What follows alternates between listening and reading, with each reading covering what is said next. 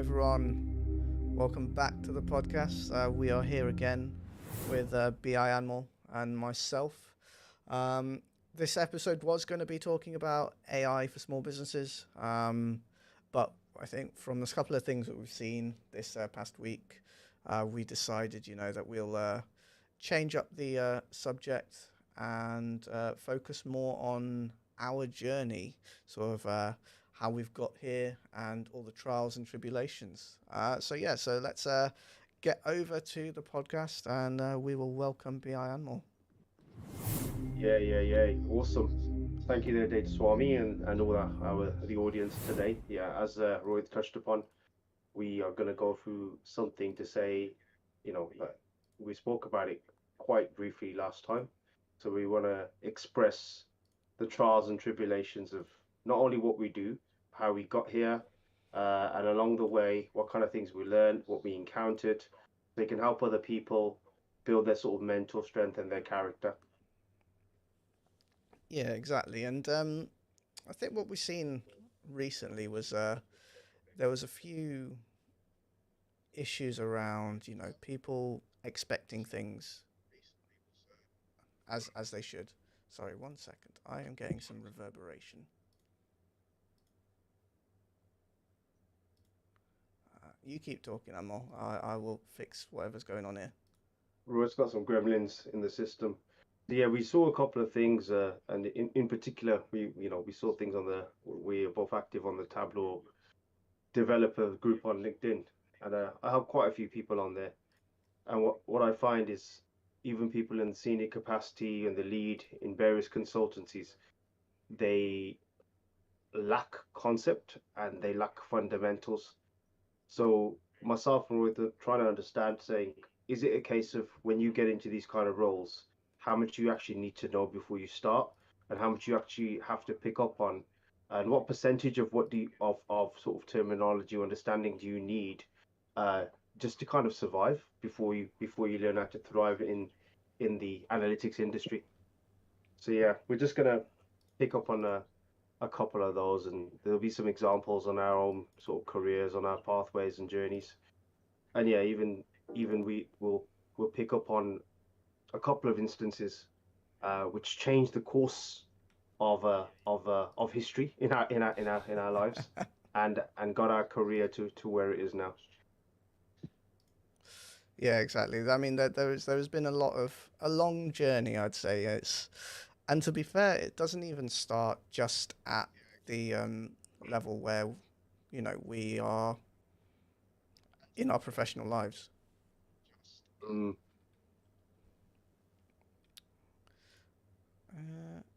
I can still hear the reverb. I don't know what's going on. Is it I coming can't from hear it. you? I'm jealous, man. Is it you?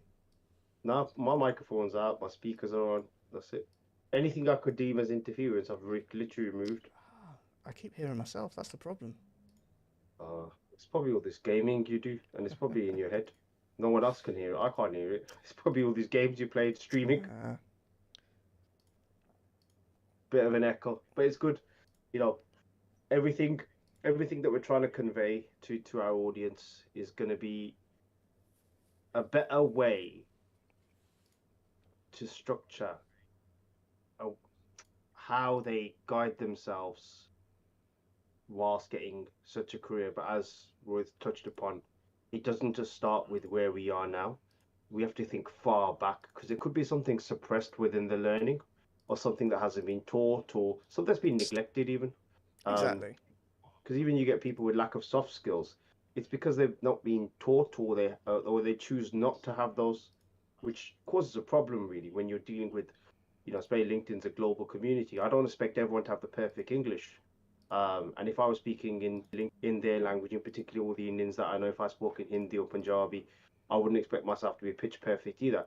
But at least convey in a way where knowledge is understood, terminology is understood, and it gives you the sort of right pieces in order to either answer a question or provide a methodology.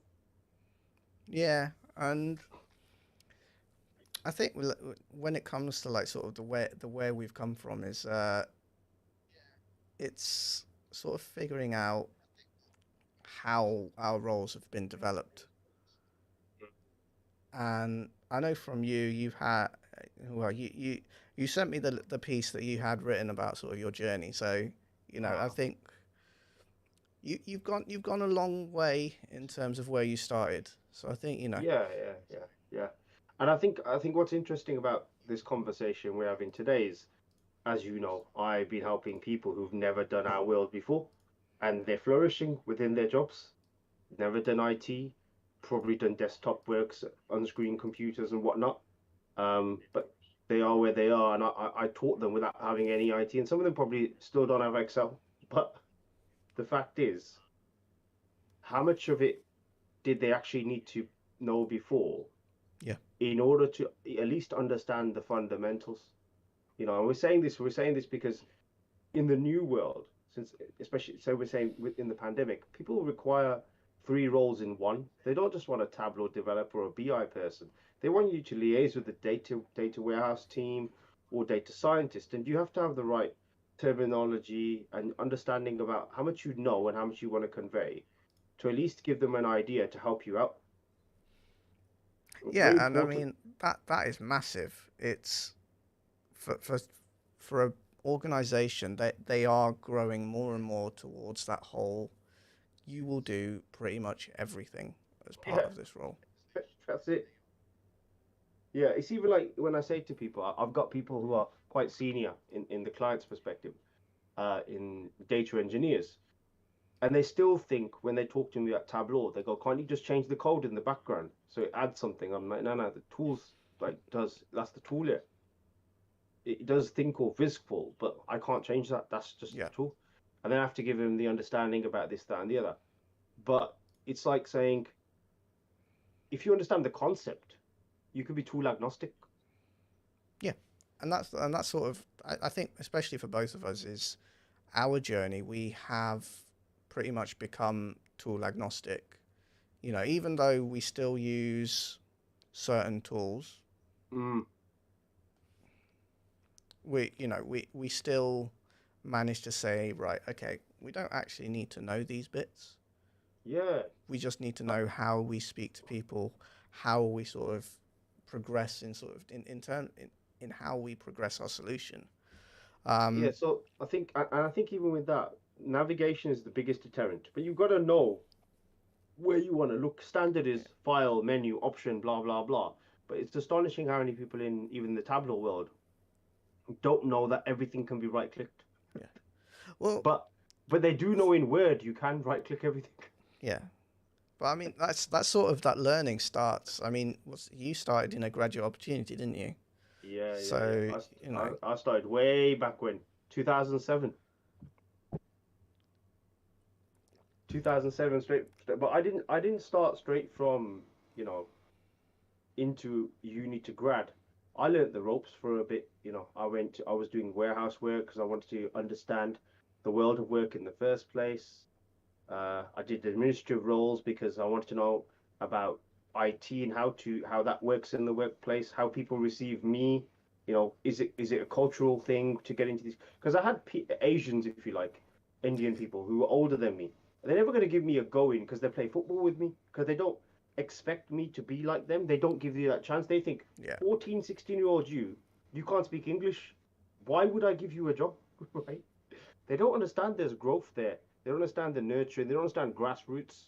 So you kind of like I thought, you know what, the best way to do is chuck myself in, see how people understand me, and how I am. If I'm gonna make or break, I did lows. I did debt collector stuff when I was doing administrative stuff when I had to deal with people and say, this much money and this, that, the other. Um, even with my PwC position, I was there stacking graduate books with the reflector bikes and this, that, and the other for reflectors that you put on the bikes with a bottle of water, kind of promoting graduates to say, yeah, come here and we'll get and on your bike. We're not going to pay for your bike, but here's a pack that's going to promote good health. So all these things that I did, but the reason why I did those is I needed all the right building blocks uh, to talk to different levels of people. When I was there, I was talking to the office administrator. I couldn't talk to the manager because I was just an office administrator. yeah, As you kind of evolve and progress, even when I was in warehouse, once they knew I did IT, And when I was at Morrison's, they literally just went, "Oh, so you can do IT? You can type really fast then?" But yeah, but all you're doing is you're getting a sheet once you pick something up. Done a pick. There's like 4 rounds of picks in a warehouse, and you type, type, type, type, type. And they were like, "Oh, can you make this quicker?" So you make it quicker. And then they're, "Oh, the manager wants to speak to you to see can you make a process." Yeah. And what you're doing is you're kind of coming out your shell and showing all the strengths that you have, but also building yourself your soft skills because now you've got the confidence to speak to that kind of audience. And that's the thing, those soft skills don't come easy either. I No, mean, man. they take time and effort, and it's something we see often in that because people have come through a certain way of learning, Mm, they've come through the sort of the graduate scheme, straight into graduate scheme, mm, and mm. that is their role, and their progression is going to be to this sort of Yeah, level or yeah. whatever. The softer skills just don't come very well to them. It's as if not as if they expect everything to be given to Mm, them, but that sort of getting an understanding and the intuitiveness of it all. yeah, I mean, for us, the data world, you have to be intuitive. You have to be 100%, man. interested. You've got to be looking for patterns and everything. Um, And that's a good point, you see. When we say patterns, we're saying what you have to do is you identify personas within each business of who you kind of converse with versus who you want to converse with. yeah, You change your pattern according to that persona, and then you understand what that persona does.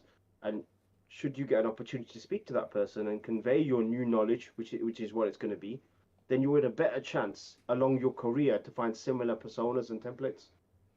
exactly. And then that way, once you get to essentially practice talking to those people, you then take, I mean, you take your career or you take your business or whatever into Mm, separate areas, and you get a true understanding of it's probably one of the reasons why there's this big IT and business divide because people never progress that sort of softer skills side of things, and it's all about the tech. And it is yeah. it just I mean, well, we've experienced it with a couple of people, who want to be in this world. They've seen Mm, how it could benefit them in terms of their career, mm, but it is that whole we want to put as little effort, or well, there's the perceived notion that they want to put as little effort in as possible. yeah. And Yeah. I mean, for us, we have spent what combined, 30 years in this industry, Yeah. and Proper.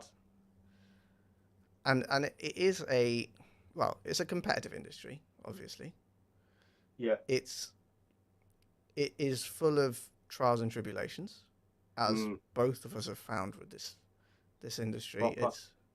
It and you have to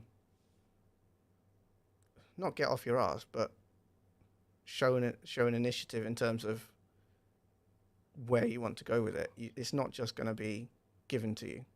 Yeah, yeah. I mean, it reminds me of this program. There's a guy called Amol Raja. He's like, I think he's a Daily Mail or Guardian journalist or something, yeah. Oh God, yeah, And he did this program on BBC about ethnics getting jobs, right? And he's an ethnic himself, yeah, in that world, but he's got a job, right? So he's talking to these kids, Hackney, specific areas, Hackney, this kind of area, or yeah, that kind of area, you know, some a black kid, Asian kid, Turkish, blah, blah, and they were all like, we're not getting the jobs because of our name. mm, People are looking at, and we say this very carefully here. There is this situation, and it all comes down to two parts, and you'll find the second part kind of strange. The first part is saying people only gravitate to what they're used to or familiar to, yeah, right? So if they're used to Asians, Turkish, or whatever, where you're in recruitment or you're in a kind, or you're in a job, and you will be given the opportunity to find an individual that's gonna be part of you. You yeah, don't look for somebody that's good for the company. You look for someone like your friends, yeah, right? Because you want to click, yeah. If you're a manager, you want someone who you can kind of like, say, yo, help me out with this here. No problem, wicked. But and that kind of comes across. The second part is cultural. Token brown is a word that I use a lot. Everywhere where I've gone, and there's Indians, Pakistanis, or whatever, brown people here, I'm a threat. I'm a threat to them. So they can let me in. They try their level best to ask me a million questions into million questions. I remember I had one at TFL, and this kid was about to get married, a Muslim guy, yeah, and I think he was 23 at the time, yeah. And I got into TFL, and he's asking me questions. I ripped him apart, like ripped all his questions apart. Stupid things like how do you add a relative date? What would you do this with the server? Can you draw a diagram? All that crap here. And he said to me, he said, you seem to have a chip on your shoulder. So I said, why do you say that? In the interview, I said, why do you say that? He said, you come across like quite arrogant with your delivery. I said, no, it's confidence because I've got 8 years of Yeah. doing this. I've noticed on your LinkedIn, you've only got 2 in the interview here, right? So then I got feedback from the agency and they said, it's just that you come across to him like you won't fit with his colleagues who are more like his friends. That's exactly what they said. And this was my second and first point here. You either get that with the familiarity or you get the token brown here. Yeah. And yeah, Wait, for me, I've always been, you know, in and around everyone. It's never mm, been mm. one side or another. Yeah. And I always feel weird when there is that sort of, this group is just it. You see on Uh, LinkedIn, there's the group of city Hindus and city Sikhs. Have you seen them? yeah. I, And none of them in the city. They're all in India. well, that's the thing. I don't get the whole labeling of people Yeah, like that. yeah, It's yeah, yeah, just, yeah, yeah. No, I understand. Yeah, I had this conversation with someone, and I asked them why do they have a black area of YouTube, right? 'Cause I mm, couldn't understand it. I honestly couldn't understand it, and they said because black people are not represented enough. I'm like, hang on, you got Munya, you got Mo, you got Skepta, you got all these people right, in celebrity positions who are all black, yeah. yeah. And they said that doesn't represent us. That represents a culture itself of music, comedy, and what. I said, what more do you want, right? And then I looked at it from our world. They've got a company called Black in Data, which is just black people in data. Yeah. So I said in a joke on a comment, I might as well call myself Shades. And they said, why? I said, I've helped every color there is without having a company. But it's funny and it's serious at the same time because Yeah. once you become like the thing you're trying to stop happening, you can never change back to Oh, make the yeah. thing you want to stop happening. Well, that's the thing. Yeah. So many of them that they have created their own little silos of, this is the people we are, Yeah. and yeah, that's, well, there is the other end of it where, for us is that old Indian uncle thing Yeah. Yeah. where You do get that. they expect the younger to just listen to them no matter what. But what I find, right, and even with my current clients, it's like knowledge overpowers perception. Yeah. And in the Tableau world, you have amazing product knowledge, you will change anyone's mind about you because they ain't Oh looking at yeah. you. They're looking at what's coming out your mouth. Yeah. And if you say it in the right way, that's why I could capture so many people when I've got a meeting with them and whatever. I listen to what they're saying in advisory and consultancy, which is what I've done for years. And I look at all the features they want and I explain to them the Tableau limitations and obstacles and how I would go about doing it. And that in itself is a skill, but that's something you get over time. You've got to fail a million times, if you like, the Oh yeah. Thomas Edison or whatever it is effect, in order to have those things ingrained in you. Yeah.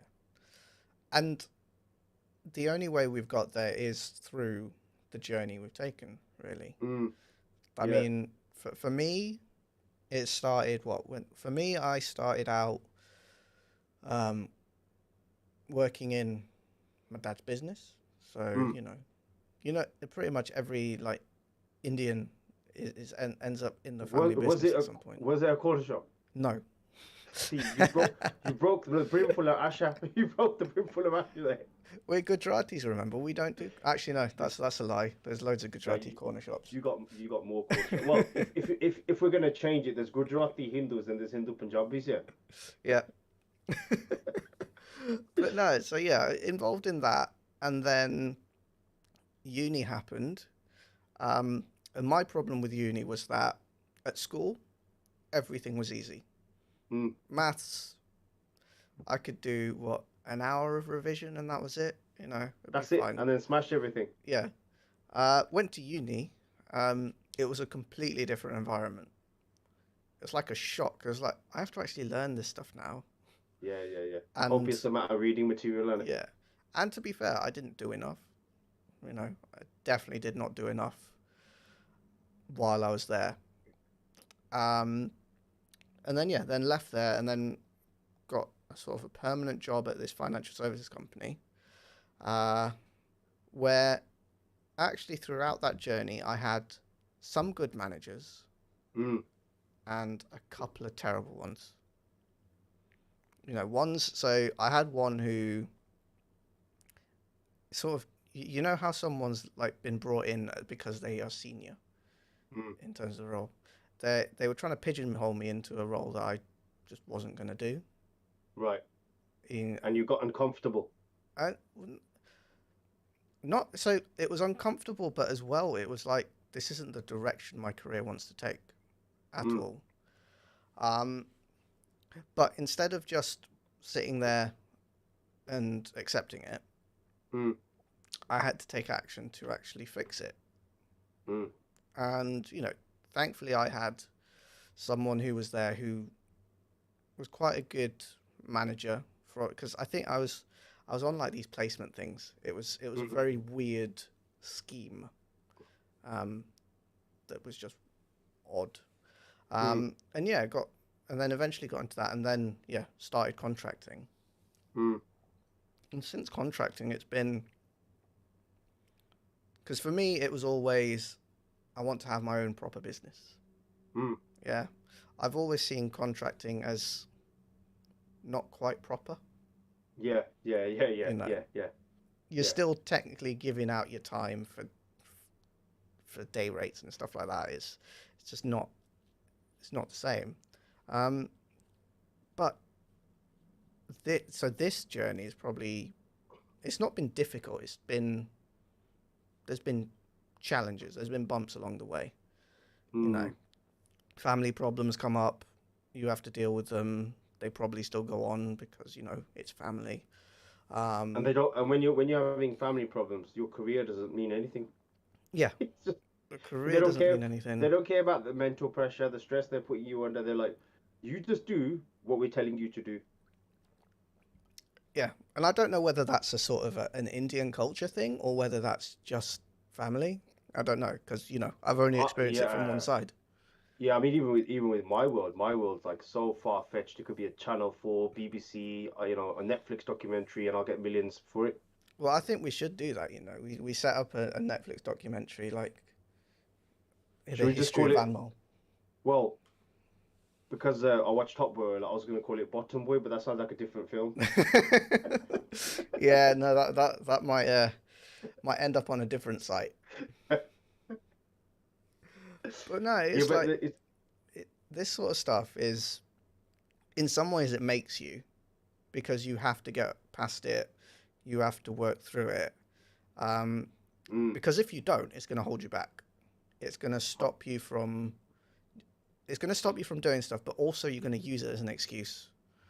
yeah, man, yeah, but that's what we're saying is the thing is, yeah, and this is very important for anyone that's going through the same thing that we're saying. Even though those factors affect you at that moment in time, do not let a temporary emotion, right, become a permanent place in you.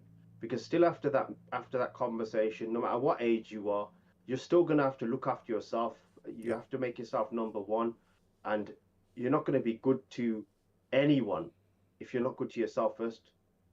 exactly. And that, You yeah, know, so that sort of does mean you have to be selfish about yourself in yeah, some ways. yeah, Um, 100%, it hundred does, percent. yeah, but we're not saying, you just have to be a right dick and ignore Yeah, everyone, that's because it. Yeah, that's the complete opposite, and you'll end up doing something even worse the other way. yeah, yeah. I mean, it obviously it depends on it in what position you are in your family. I'm black Yeah, sheep, yeah. Like yeah, black black sheep, you always gonna get that. Oh, you ain't gonna be nothing, mate. You are gonna be nothing. yeah. It's no, the family things are just now I can look back at it. It's sort of yeah, it's not worth the time. Yeah, I mean, with my ones, it's a bit more difficult. I've suppressed it because Mm, everything that happened with my family, all the the rough things I went through, it was something quite toxic. yeah, Something that could really affect me, mentally and almost suicidal. And they didn't see it. To them, they just wanted to win. They just yeah. wanted to win, and They had then to be right. they had to be right. And so, coming back to my sort of career thing when I graduated, it affected me a lot at work, and I couldn't concentrate on what they were telling me to do. So they were switching me to different teams, and I think they were trying to get me out because I wasn't there. My head wasn't there. I Yeah, was 27 years old. You know, I was I was easily influenced by what was going on at home. And my parents would ring me during work or whatever and just mess. And I would go home like you mentioned about working your dad's thing. During my uni time, I would wake up in the morning, do the papers at 6 o'clock, and jump on a train for 2.5 hours to get to Lichfield, Trent Valley, work, do whatever, finish, go back home, do the papers, go to sleep, wake up every day, same thing, same thing, same. And I didn't mind doing it because I loved the fact that I used to work in a warehouse and yeah, now I work in an office. So I didn't mind it. And I didn't mind even doing the papers because I now had a different label to my parents. When I was working in a warehouse, it was like I could hear them saying things like, "Oh, we're going to kick him out. He's not going to be good enough for someone to marry, yeah. etc., etc., etc." And I remember it was quite funny. I was working in a warehouse and I saw this letter um, from a graduate position that I went for. And I heard the night before, I just came and I packed my bag. I heard my mum and dad talk to my brother downstairs saying, "Look, he's a burden on you. He's a burden. You got to get rid of him," kind of thing. And I didn't. I just ignored it. Yeah, Wasn't it's your quite. brother said that, or was that? Yeah, my brother was already married. He already had kids, and he came over and said to my mum and dad, he was engineering some sort of hate here. And I went to work to the warehouse at 9 o'clock at night, and I finished at 6 in the morning. And then 6 in the morning, I come back. I'm doing the papers. Yeah, my mum's made me a sandwich. Never happened before yet. Yeah. So I was like, "What's going on here?" I made a sandwich. And then my dad's talking to me before he's gone to work at Royal Mail, and I'm thinking something strange here. So what they've done is a letter came for me from my Yeah. graduate position, right? And they've opened it, understood what was going on, and put it back in the envelope and sealed it there. Well, they got the iron out to seal it. Whatever they did, yeah. So then mom said my dad's talking to me, etc., etc. And it blatantly says the money on there. It says on there 25 grand, yeah, graduate position. Compared to the warehouse, £10 an hour. Yeah. So they're thinking this, that, and the other. So then my mom's gone to me. Oh, you've got a wedding coming up. Do you want to buy a suit? I'm like, no, I'm all right in the warehouse. I don't want to go to a wedding. And I didn't know what was going on until I came back from my shift, right, Yeah. the next day. And there was an envelope there, kind of placed by the mirror on the mantelpiece. Like it was, oh my God, we picked up a bunch of letters, right? And we just put them there. So I opened it up. And then there it was. It's like, graduate position. And everyone, including my brother and people in the family and friends, you're not going to amount to nothing. I went to a graduate position at Midlands Co-op here Yeah. as a developer. And the co-op was quite big in the Midlands here, quite Oh massive. yeah, it's massive. 182 stores or something at the time. And I got there in a graduate position for 25 grand here. And the parents' kind of labeling changed after a bit, and then my mom took me to Lichfield and they got me a flat there and everything was good then, yeah, because I was in their bubble. Yeah. But then it went all pear shaped when I was out there bubble, yeah. To cut long story short on that particular pathway, it's like saying after they decided to do what they did, they accused me of all kinds of crap like you stole gold from the shop, you stole money from the shop. And what happened is, I say this, quite, it's a personal thing here, where I was going out with who's now my wife, and I would go out with her, and then my parents would give me cash, and I would say, "Oh, it's wicked to give me cash," but what I didn't know was they would swipe my card in the morning, so all To the take money it I was back. making, they'll take it before I've gone, so they'll wake up at 6 and do the papers and put it in the pay zone machine, take the money in. So then I would. One day we were going to Edinburgh. My mum gave me. It was my birthday. My wife took me to Edinburgh. It's quite funny. I never had a passport. I had a bus pass here. Because I didn't go any. I didn't go anywhere. I didn't do anything. So then I went out. I went to Edinburgh, and I couldn't get any money, so she had money on her. Then we looked at my accounts. So we saw that my mom had, or my mom or dad or sisters or anyone had been swiping £600 each time in the morning. And here's me thinking, as a good son, that my parents were looking after me, etc., that I would Yeah. give them £300 for the warehouse in the morning, because I never checked my account. I didn't even know in it. So then what I would do is gradually we worked it out, and then I saw there was quite shocking, really. I was like, everyone else in the shop can get whatever they want, food, drinks, but my mom had a calendar, Yeah. like a classic Indian calendar, religious gods on the front, turn it around, cardboard, yeah, right? Turn it. There was an account of everything I took from the shop.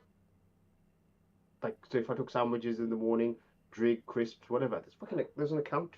They were logging it all. They were logging it all, as well as taking the money and this, that, and the other.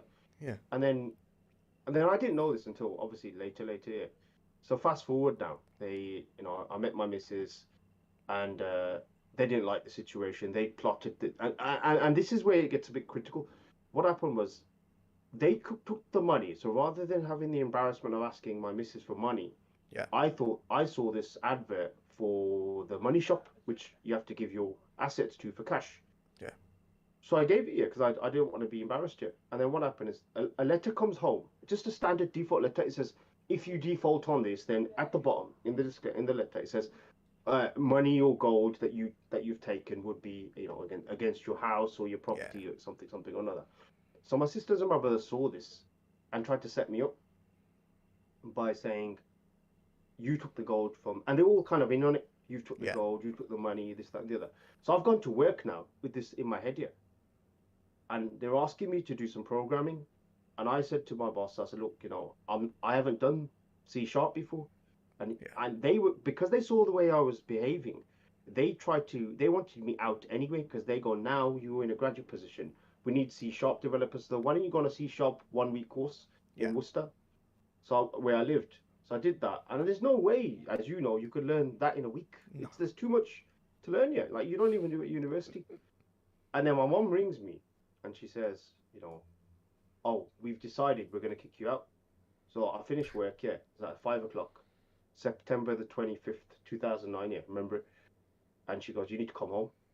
And I went home, and all my black bags were there on the front of the shop. Yeah. And they didn't talk to me. They just said to me, you need to go. We've had a family decision, and that was it. Gone. So when I came to London, my wife, I didn't have any money at the time. So my wife now, she went going to Northampton. She got me a flat, sorted me out. I was in the right state. Yeah. And then when I came to London, naively I thought, because I was on 25 grand. Actually, when I left there, I was on 28 grand because Yeah. I did so well during the secondment. They increased the rate to developers rate. And then so I left. I thought, when I come to London, I'm gonna get that amount, yeah, just a Yeah. bare minimum, yeah. And then you're out of that because you're away from the banner, you're away from protecting, you're away from courses, and you're on your own. I couldn't get a job anywhere. Yeah. At all. But what I had on me is, I was like, I need to get something. So I did the job seekers allowances, you do all that crap. Yeah. And I did side jobs, I did warehouse jobs, this, that, and the other. Then I came to London with my missus, because you're on your own in Northampton, come to London. So I was couch surfing for a bit.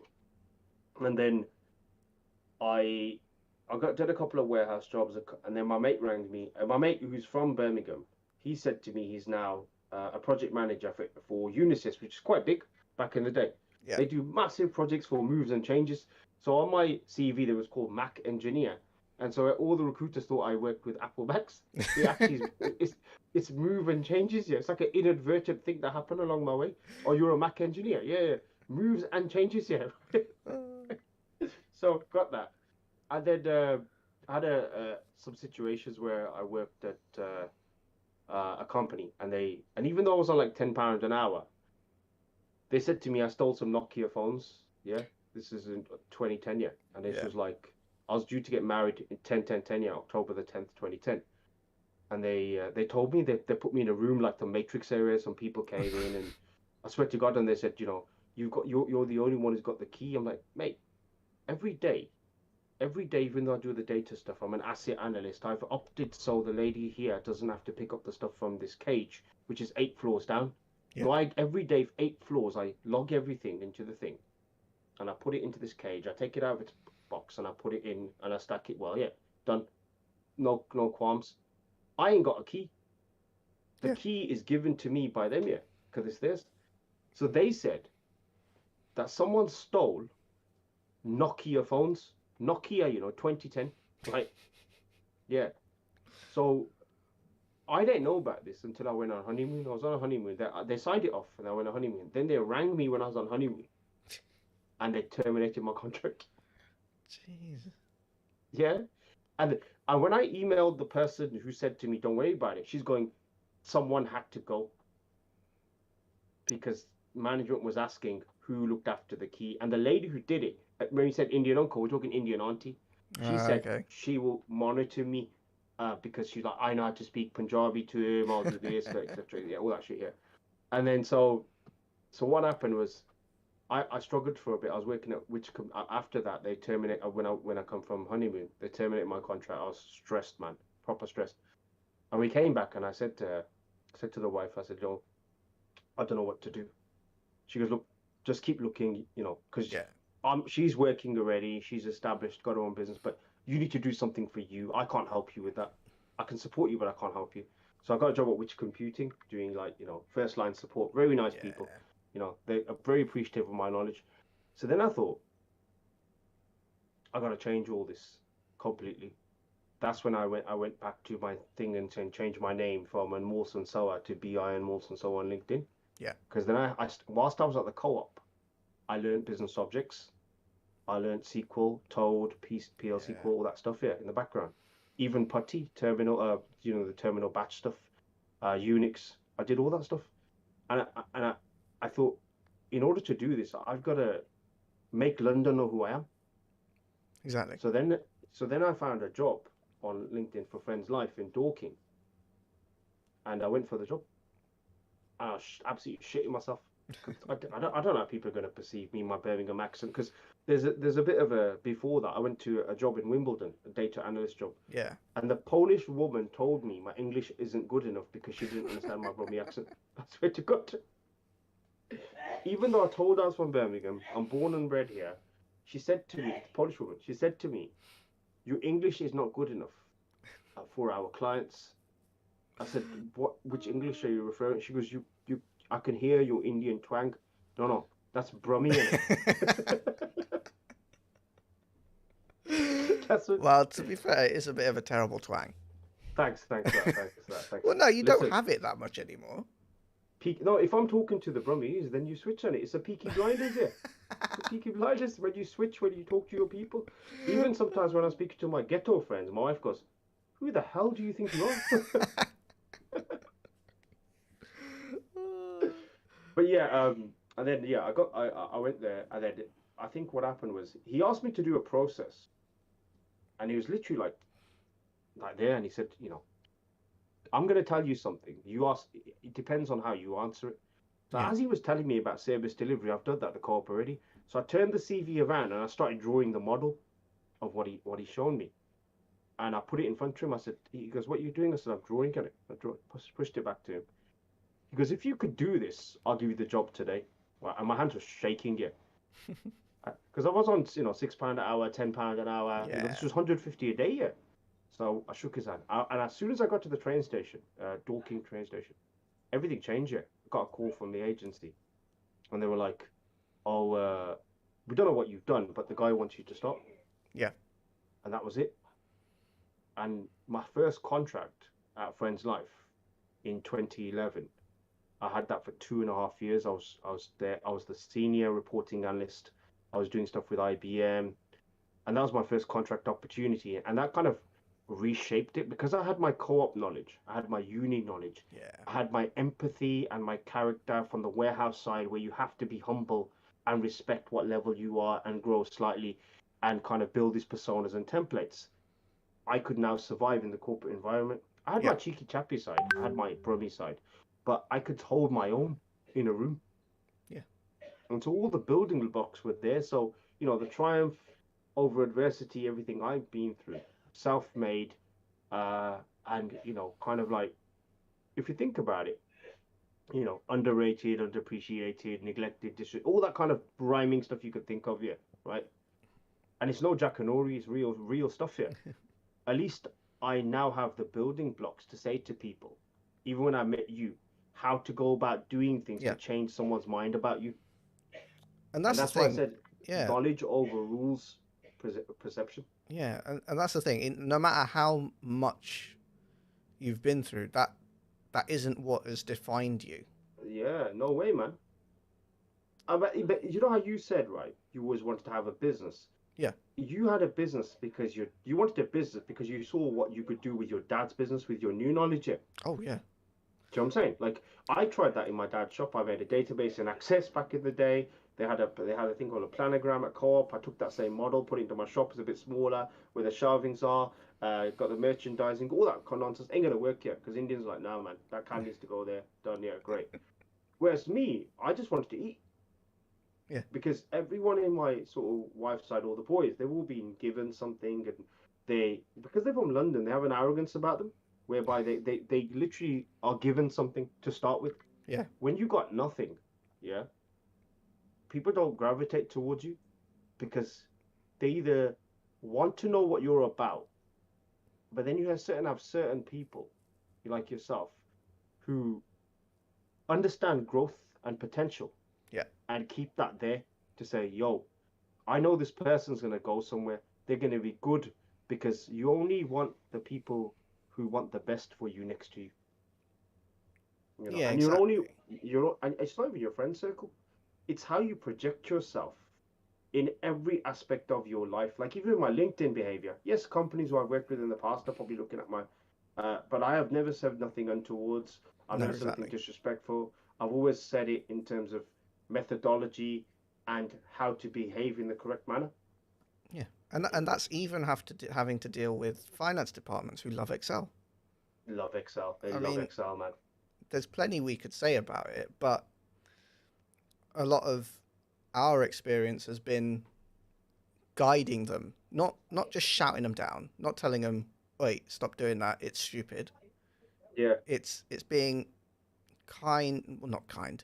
It's guiding them to the outcome that will yeah, benefit everyone.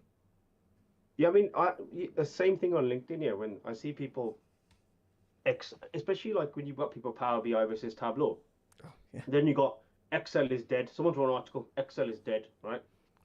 Someone's wrote an article, BI is dead. So I put in the comment, I would never go against an Excel master, right?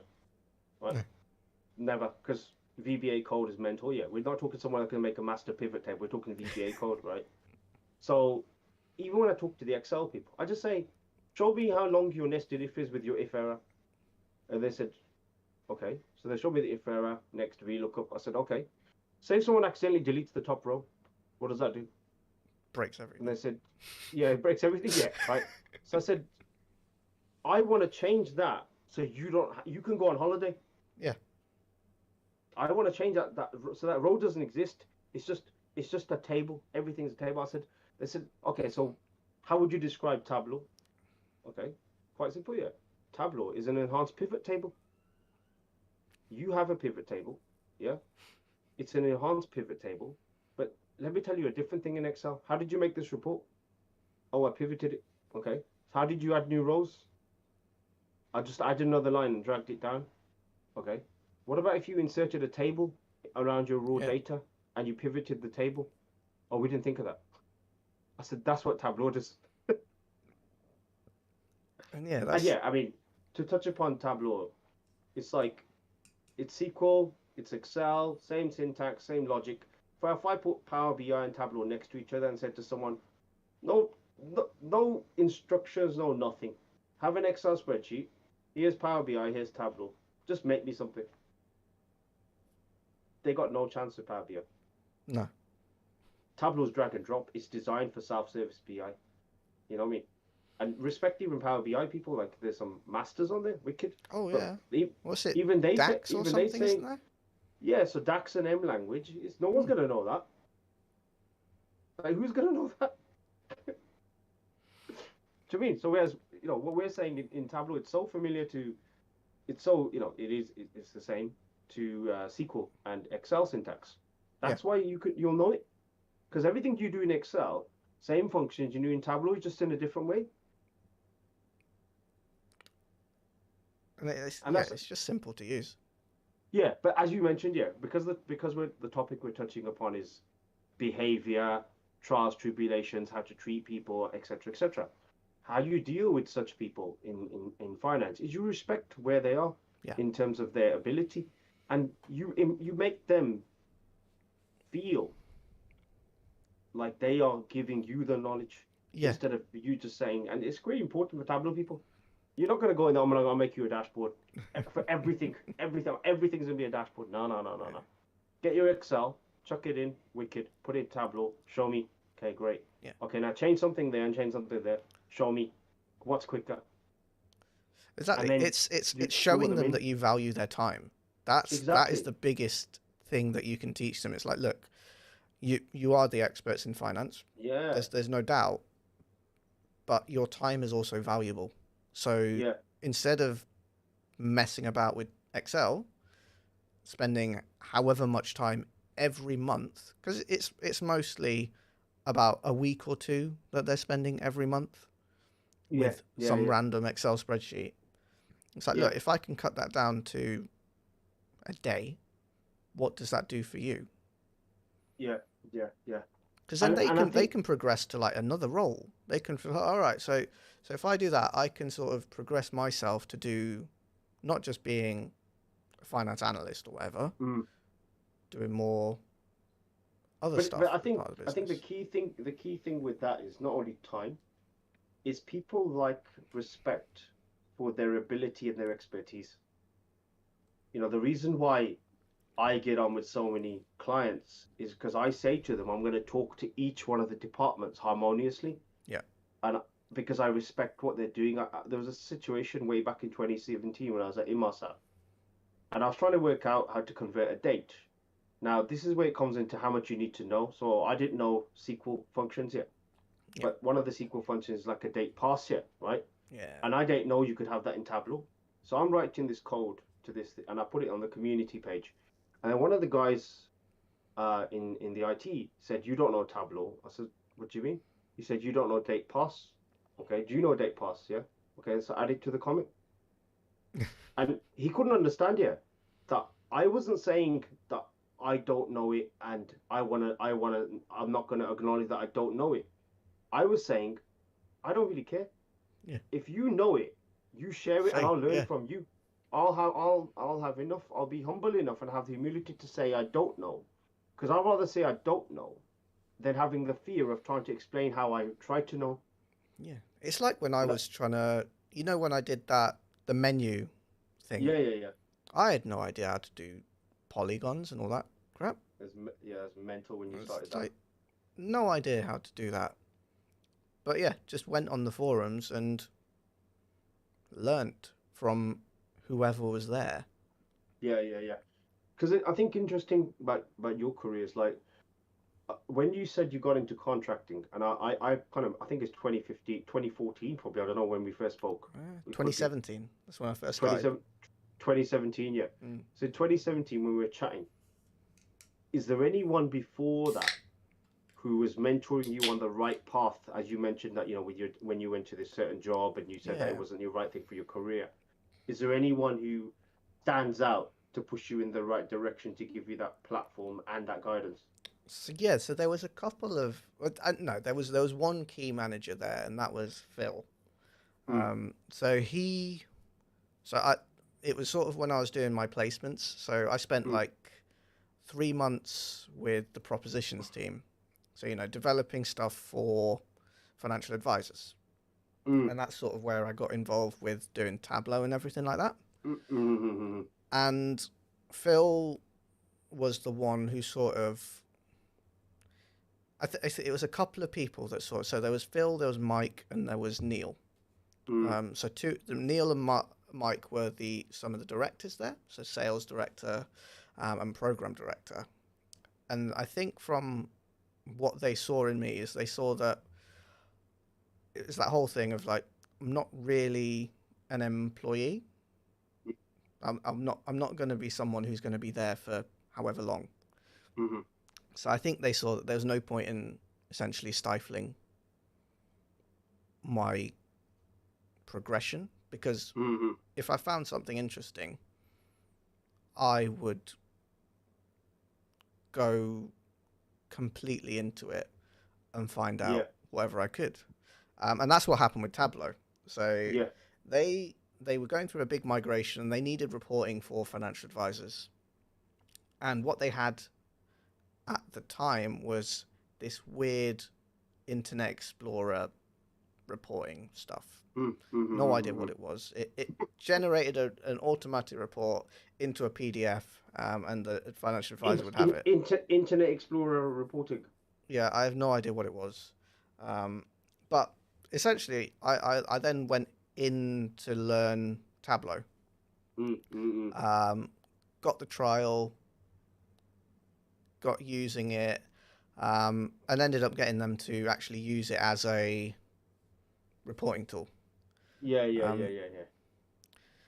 and then as well, because I'd gotten so far into the reporting side of things, essentially pitched to the board a whole reporting suite that they could do for financial advisors. And, they could charge for it as well because, it's a bespoke thing. So they could white label it and whatever. Exactly. White label it and everything. But then by that time, the directors that I was there with from the start had left. Right, I see. So it was a new group of directors, and they were So still doing this. Had the direction changed then from Yeah. it to be like a vision of change to let's stick with what we got. Yeah. So it wasn't stick to what we got. It was the fact that they were going through a big migration. So their original platform was running on Internet Explorer 7. Mm-hmm. Raw. So this was even in 2017. That's mad. That's mad. They'd done like an interface over it to make it look nice. It's just the back end was creaking. Yeah. And then they moved on to like this newer system that was supposed to deliver everything that the old system did. Obviously, like with every tech platform, they oversold and underdelivered. Mm-hmm.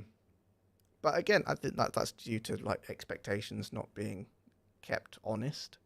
Yeah. So yeah, so they were using Tableau there as like a rough reporting thing. The other problem was they outsourced the report building to their India team. Love Indians. Yeah. Right. But it's because they had just started using Tableau as well. So they had started using it because they were going to use it. And so they had none of the techniques. What version were they on? What version were they on? In 2017, what version was it? Oh, I don't know. I really don't know. Because I remember I started in Tableau 7 in 2012, right? So if they haven't moved to 2017, Tableau 9 probably on the Explorer 7. Yeah, it was probably 8. 8, Probably wow. 8. They might have upgraded it by then. But it was sort of, if I'd been involved in doing that development, I would have been engaged to create like a proper reporting suite. And I pitched them that this whole reporting suite to do.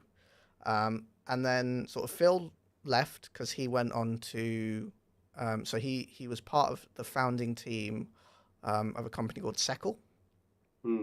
And I think they got bought out by Octopus Investments. No way. Yeah, so they're off white labeling, like essentially what they were doing at where I was before, for Yeah, yeah, financial yeah, advisors, yeah. so that they have no middlemen anymore. Wow. Um, so yeah, so he left, and then I was just sort of left with, right, what do I do? Yeah. And there was a couple of roles that, so they were part of Royal London at the time, and I applied for. Well, first they had a role which was a strategy role. Mm. Yeah. Um, and you know what? I thought I was an employee rep, so I thought I'd talk to the MD and say I want to apply for it. You know, what's the harm? Um, and I applied for it. Gave him a whole report of like, this is what I believe we should do as part of the strategy for the business. Implement this reporting stuff. We'll get more revenue through that. Obviously the migration's still got to happen. Um, and at the end of it, he said, the only problem I've got is that I can't give you this role because you're so junior. That's the only thing. That's the only thing. Wow. And so instead of sort of saying, "Oh, that's bullshit," I was like, "Okay, well, how do I get to that point?" And so he said that he'll help me get to that point as part of it. But then a year went by Mm. and nothing. And it But was is he saying that junior is not representative of age, it's experience within the company? I don't know. It was I think it was both. It was Mm. age, and because I knew so I knew there was someone else who was in one of the director roles who had also Right. applied for that role Okay, but had okay. So not they gotten won't. it. I see. So So maybe some people were primed for the role, and what he was actually saying, do you think it was good advice? Because, obviously following one that you're going to follow on from that conversation now, you'd be interested to see how they guided you. But you're saying a year's gone by, yeah. so yeah, a year's gone by and there was nothing. I sort of chased up with them to sort of find out. I was like, right, you said that you would do this. What what can you do? Um, and nothing. And it was sort of, yeah, it was at that year mark where I was like, well, I'm doing this role, this like propositions consultant role. It's not really going anywhere. They're essentially muting the propositions team as well. So none Mm, before we would like create and plan for new things that would come to the platform, but the migration thing had gotten way far out of hand. The costs were spiraling. I mm, swear they were like 10 to 5 times the cost of the original budget. mm, Um, and then yeah, I think I then applied for like a couple of roles, sort of similar to what I was doing, like with reporting and like mm, propositions within mm, Royal London. And the whole spiel there was we can share people across the company because mm, we were in Bath. There, Royal London had London, so it was that route to get to London as well. mm, Um, and the it was sort of, yeah, got through all of that interview and everything for a role, and it was the same thing. It was like not a same sort of reason for not getting it, but mm. it was your experience isn't of Royal London. I was like, part of it, you know. So it Yeah, was exactly. it was that whole thing of like, well, there's nowhere else for me to go now, Mm, so screw it. Let's see what is out there in terms of doing Tableau development because I've become pretty good at it.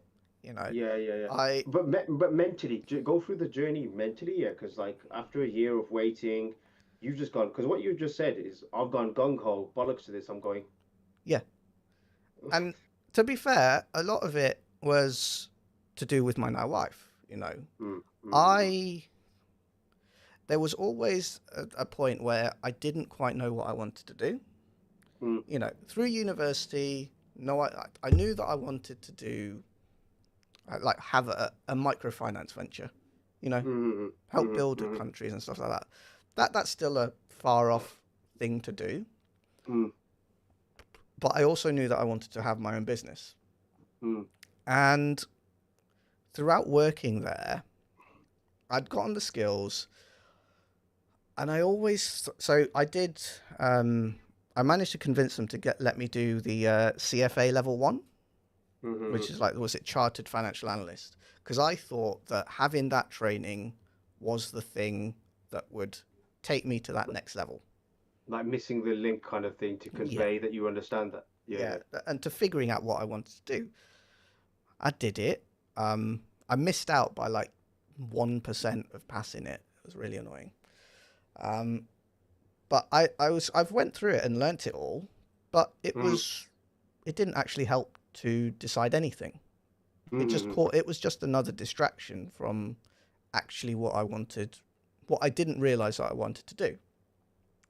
And so then eventually it got to the point where, I'd been speaking to the wife and I was like, uh, what do I do with this? It's not, they're never going to progress me within Mm. this. As in I've tried all they these don't different routes. recognize you, one, to be someone that should progress, Yeah, nor are they giving you the opportunity to progress. yeah. And it was like, you know what? I think it was a to be fair, it was a big decision. Mm. We were there in Bath, and it was like, right. So I'll still work for them until I get a contract. Mm. And then yeah, it was. I'd already told the manager there anyway, so he already knew. To be fair, he was like, yeah, you've tried everything you can. There isn't really much else we can do to Yeah. help you progress. Um, and it was like, yeah, so looked for contracts and then got a lucky break with getting an interview for a prezzo role. And I'd already been doing a little bit of Alteryx already. Not a huge amount, but started out. And that's the sort of time where I saw your advice. So I think Let's look at the date. Let's look at the date. 1 second. June the 22nd. June the 22nd, 2017. yeah. So it was like I had the interview. They the guy there was a really good manager. He really liked me. He just didn't know of sort of how good I was. Mm. And then I remembered seeing your post of like giving an example. So I was like, well, if you're not sure about my ability, how about you give me some data and an outcome, and I can create something to show you how good I am. And so I did that. I think I did it in a day, and then the next day I got the offer. Yeah, I'm just reading the message. It says, "Hey, just thought I would let you know that your idea of asking for data to showcase skills to a prospect worked for me. They were a bit concerned about me settling into the role after the interview, so I asked them for a short brief to make them and convince them." And that was the start of it. And That's madness. That's madness. But even with that, that's what I'm saying. Yeah, like even when they said no to you, say you didn't see my post yet. yeah, What, because you've already had not even failure, you've had something where it's being an obstacle. How do you mentally go through it when it's getting close to a rejection on things that are out of your power? I think when there's something close to like rejection, it's easy to just accept it. Mm. It's easy just say, oh well. But you've got to go through that whole thought process of right. We are on the precipice of not getting something. Yeah, yeah, yeah, yeah, What do I think is going to convince them? So they've already given me the information yeah, about yeah, why yeah, they're unsure. yeah, They're unsure about this thing. I was like, okay, I can solve that. yeah, yeah, yeah, I can solve that issue. It's the same with like the way that we work anyway. It's yeah, someone is unsure, we can solve that problem. So yeah, exactly. you have to think of it like that. You have to think, right? Did you tell him you were going to do it then, or did you just do it and then show it? What the dashboard? Yeah, yeah, yeah, No, so I just basically said, so look, if you're unsure about me, give me some data and an outcome, and I'll do that for you. yeah. And so the other thing is, so when I asked for that, the next people that they look to hire, sort of permanent and everything, they gave the exact same tasks to. No way. So you templated a new way of thinking. Yeah. So they ended up sort of helping out their own recruitment process by Madness. solving that. And I've been telling these people for years in my career, yeah, the same shit. Like, give them a data set, show them what about. If you're a recruitment agency, have your own data set of the industry, design Yeah. this, design that. Because there's so many, charlatans within their CVs. They write 5 out of 5 and all this malarkey here. But if you want to see true ability, just give them something and say, design this, yeah, Yeah. or make that. Don't But use then Superstore data. don't well. I use Superstore data if you need to, but understand what you're trying to convey. As I said to you last time, some people still use Superstore dashboard as pre-sales. Yeah. They say, "Oh my God, this is something we designed for you," to the client, and they like clients like, "Wow, you made this for us. You did all this effort. It's £2,000 an hour. Wicked. Oh my God, can you do the same with our other department? Yeah, okay, wicked, no problem." And I swear to God, I've seen some people take images from Google, put them in an image container in Tableau, and just make it look like a launch pad dashboard thing going on. Oh How my long were you God. at Prezo for then? I was only there for what? So it was July I started and finished in like November. Yeah, So it was only a short one. But then in that time, then, and again, this is down to character building, you gained in confidence because now Oh, you've overcome mentally what happened with the previous company by making a no into a yes. yeah. So I've got that confidence, but also I've got confidence in my ability because it's changed the way that I've worked. So Yeah, rather yeah, yeah, than yeah. so contracting changes the way that you approach everything. That's it, It's yeah, like man. rather than the way that I talk about it is like rather than being sort of a widget dealer, someone that just plods along and does stuff, Yeah, you yeah, yeah. go into like having to do the consultant role, having to do all of that, and essentially being thrown in at the deep end of a lot of things. But then Mm, the thing is with me, most of the way that I've learned is learning by doing. So mm, I went from with Prezzo pretty little knowledge of Alteryx to eh, while I was there doing market basket analysis, mm. and that isn't a It's a basic bit thing of Alteryx. market basket analysis in Ultrix is mentally hard to do. Yeah, The and ma- the flow. I still remember the flow. You showing me the flow and the oh, that flow macro was around mental. it. Yeah, This was like spider legs coming all over the place. but it was that sort of that role sort of cemented a lot of the way that I work now in terms of Yeah. like the way I do it is quite consultative. Mm, It's not just make this graph because yeah. that never works. And then Yeah. then went on to like working with Hiscox, where it was Yeah. mostly Alteryx there, and that creating a full-on automated system with Alteryx, which was mad. Ridiculous. Is it still there? You think? I don't know. It might be. So, to I be mean, fair, I know that. So the thing is, when you're doing a process like that, you really shouldn't be using Alteryx. You should be doing something no, properly. So the but that's the technical tools they had, architect, isn't it? yeah, the technical architect was ripping his hair out, saying, "Why are we doing this thing?" And I Yeah, was yeah, like, yeah. Because it's a lot of process here. Ultrix requires not only cache size but processor memory it takes and it's, I would say Ultrix is on par with Teams when it comes to sucking your memory when it's running. Because uh, Teams is bad. it's the main thing with that is that people use it wrong when it goes Yeah, like that. I yeah, yeah. I saw one role where they were processing like millions of data, but they were creating a loop, so it would join back on itself like 4 times. Oh, so would it? Okay, okay. Just keep going round and round and round. Yeah, to try and create a link, but because it was Alteryx, you can't do an infinite loop. You have to stop it. Yeah, yeah, So I was yeah, like, yeah, yeah, yeah, yeah, yeah, why is this in Alteryx? Why not yeah. in Exactly. Python or something like that, where Yeah. you can create an infinite loop until it actually finishes the actual end journey? Reminds me of my when I was at the co-op, I did something called Pro C, which is like C sharp embedded with SQL, etc. And it was classic like get, fetch, close, Yeah. cursor, and then you put it in the middle and you had an interface on it, so you could tell it where to go.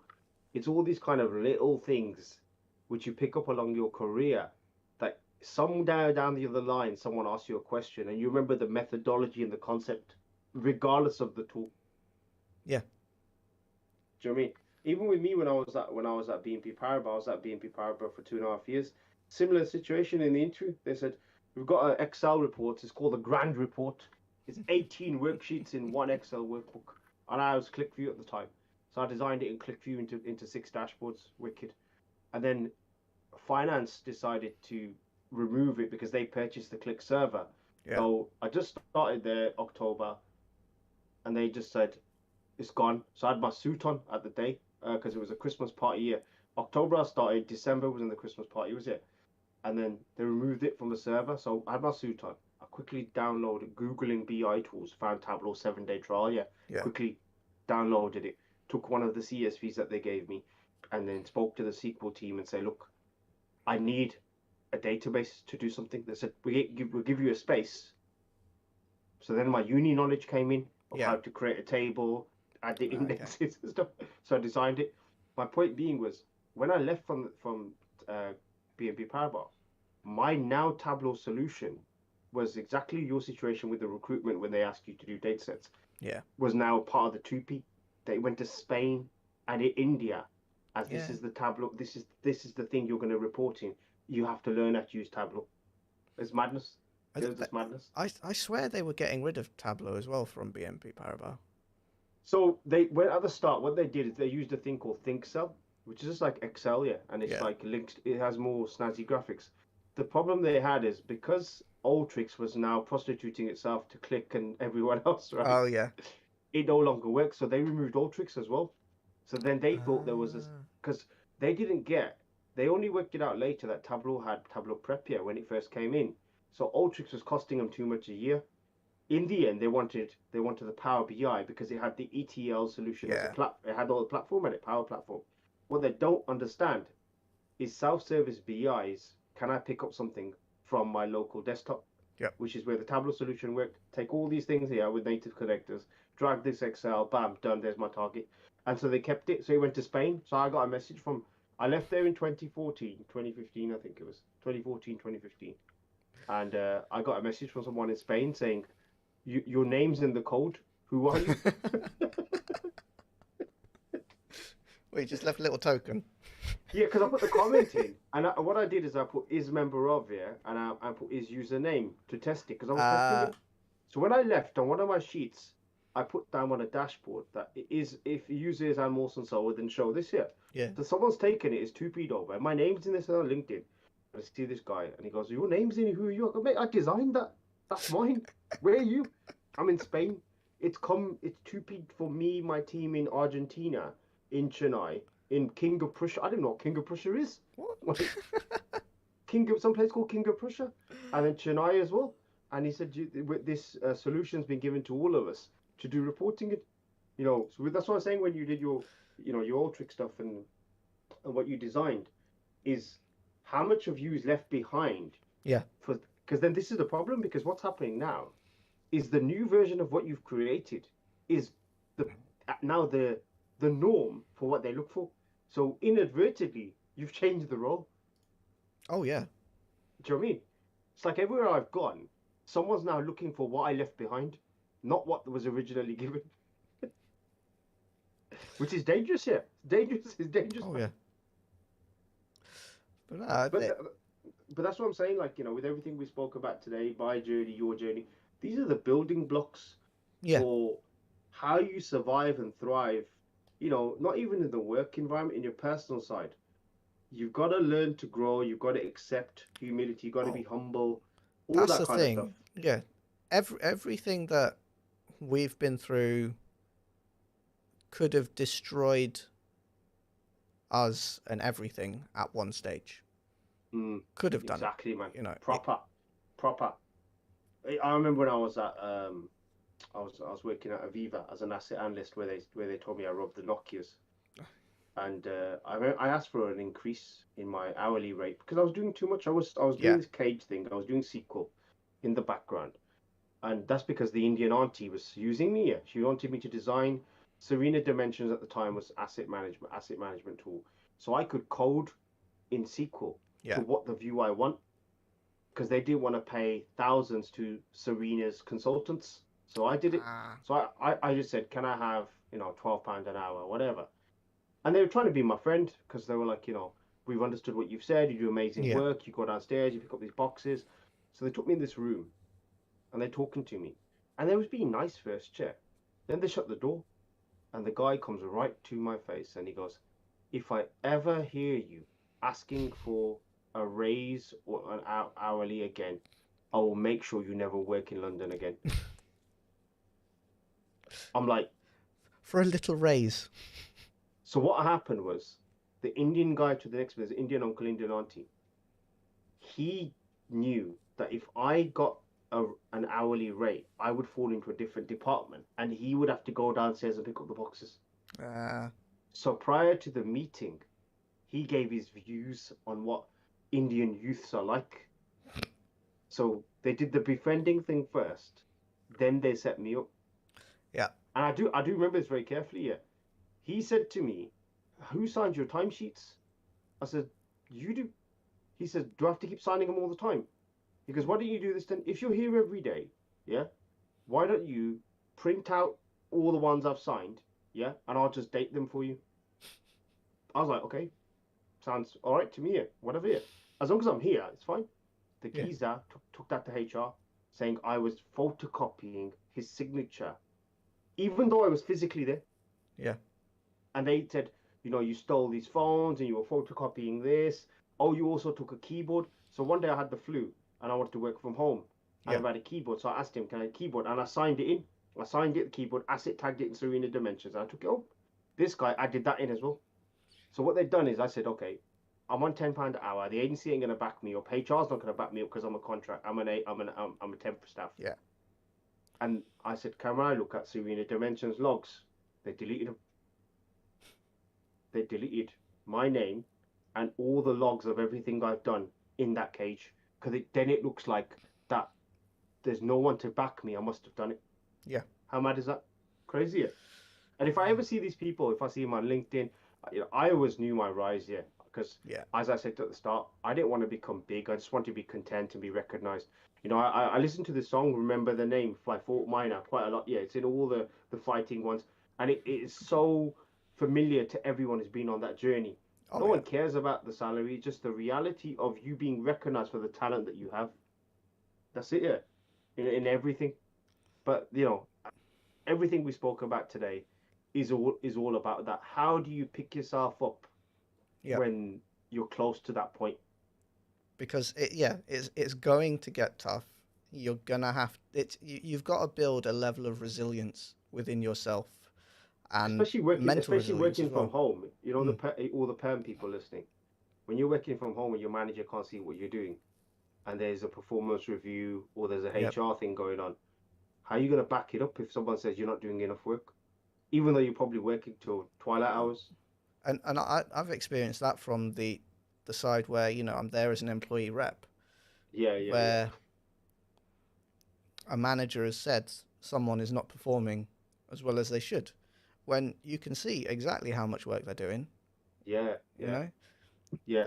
But But that's like saying like if someone was to do say our work now, and I'm on Tableau server, and every day or Tableau online every day I'll publish something and it shows the time.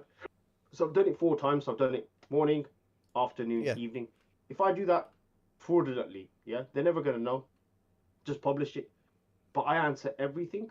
I send an email to everyone of every single topic I'm doing, even though they haven't asked for a follow up. Yeah. It's so important to have proactive courtesy. Very important. Because what people do is they have you on your radar and they'll help you, or someone in their team will help you because of how you are. You develop this Yeah. persona. I remember at the start I mentioned personas of individuals. People are interviewing and judging you while you're judging them. So it's very important to project so people can perceive you correctly. And Yeah. again, good knowledge would always overwrite or overpower perception. If you're not projected correctly and they're going to perceive it correctly, good knowledge is always going to be the thing that allows you to be the person in the room that people want to talk to and Yeah. who's absorbing knowledge. It's very important. Exactly. And I think that's a good point for us to stop on That's it, today. man. Yeah. Um, We've hit like 1,000,000 points. bared our souls. I think they need to make a cartoon, a manga cartoon, probably of us instead of like a documentary. Yeah, we'll just have to find an animator. Yeah, It's not like fine. animation's cheap, is it? Well, I've got a Doodly. I purchased it last year. I'm quite happy to do some animations within that. Oh, We'll do yeah. something like how they've got gorillas, the music video. Oh, yeah. You do that. But no, thank you everyone watching. It has been a very good stream and a very good episode. And our next episode is going to be about small businesses, so more focus on the business speak rather than the sort of the journey for now. But we will get back to some of the journey, and just sort of going through a few more of those things. So we will see you in the next one. Yep. Thank you all. Thanks for listening.